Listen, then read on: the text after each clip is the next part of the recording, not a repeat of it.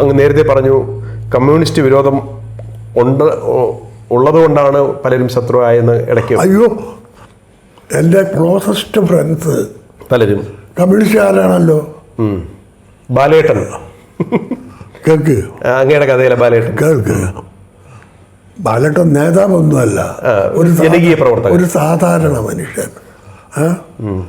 ശ്രീധരൻ എന്നാ പേര്. ഞാൻ ബാലേട്ടനും ആക്കിയതാ ശ്രീധരൻ എന്നാ പേര്. വേണ്ട, നമുക്ക് മുഖ്യമന്ത്രി എന്ന് തുടങ്ങാം. അല്ല, മുഖ്യമന്ത്രിയെ കുറിച്ച് അങ്ങ് പറഞ്ഞതല്ല, ഏറ്റവും ഒരു കഴിവുറ്റ നേതാവിന് വേണ്ട എല്ലാ ഗുണങ്ങളും ചതുരതയുമുള്ള വ്യക്തിയാണ് പിണറായി വിജയൻ എന്ന് അങ്ങ് പറഞ്ഞിട്ടുണ്ട്. അത് ശരിയല്ലേ? കേൾക്ക്, പിണറായി വിജയന് നല്ലപോലെ അറിയാം ഞാൻ കമ്മ്യൂണിസ്റ്റുകാരനല്ല, നല്ലതുപോലെ അറിയാം. പക്ഷേ ഞാനിന്ന് ജീവിച്ചിരിക്കുന്നത് തന്നെ പിണറായി നിമിത്തമാണെന്ന് പറയാം. കാരണം എനിക്ക്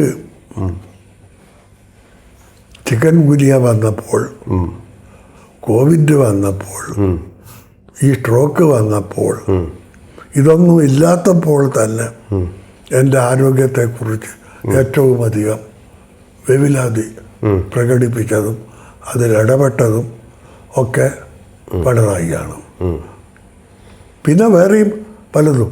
അത് കമ്മ്യൂണിസ്റ്റുകാർ അങ്ങയുടെ ഈ ബന്ധം രാഷ്ട്രീയ നേട്ടത്തിനായി വിനിയോഗിക്കുന്നു എന്നുള്ള ഒരു ആരോപണം കൂടെ ഉണ്ടല്ലോ. എനിക്ക് കിട്ടിയ നേട്ടം എന്താ പറ?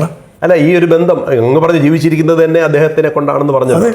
അല്ല, അത് ആ ഒരു ബന്ധത്തിനെ രാഷ്ട്രീയ നേട്ടമായി പലരും കണക്കാക്കുന്നു എന്ന് പറഞ്ഞാലോ? അപ്പൊ അതിനൊരു ചോദ്യമുണ്ട്, എന്തൊക്കെ നേട്ടമാണ് എനിക്കുണ്ടായത്? അങ്ങ് പറഞ്ഞു ജീവിതം പിടിച്ചു നിർത്തി എന്നുള്ള കാര്യം. അതിന് രാഷ്ട്രീയ നേട്ടമാണോ? അല്ല, അതിന് രാഷ്ട്രീയ നേട്ടമാക്കി മാറ്റാൻ മറ്റുള്ളവർ ശ്രമിക്കുന്നു എന്ന്, അതായത് മറ്റു വിഭാഗം രാഷ്ട്രീയക്കാർ. പോട്ടെ, പിന്നെ അല്ല, ഞാൻ മറ്റൊന്ന് പറയും. കോടിയേരി ബാലകൃഷ്ണൻ അവസാന ശ്വാസം വരെ ഞാനുമായിട്ട് ക്ലോസ് ബന്ധമാണ്.